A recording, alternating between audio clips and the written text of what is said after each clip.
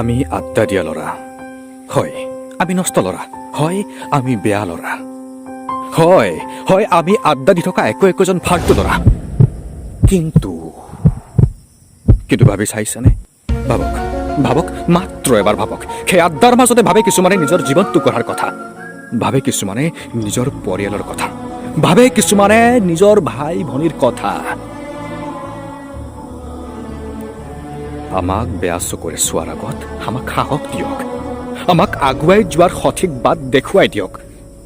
হয়, আমি হাতত কেপি শিখৰলৈ বহি থাকোঁ, কিন্তু নাভাবিব আমি দেশৰ কলংক বুলি। কাৰণ আমাৰ মন যায় আমি নিজে নিজৰ ভৰিৰ ওপৰত থিয় হ'ব, এইখন সমাজত ডাঙৰ মানুহ হিচাপে থিয় দিবলৈ।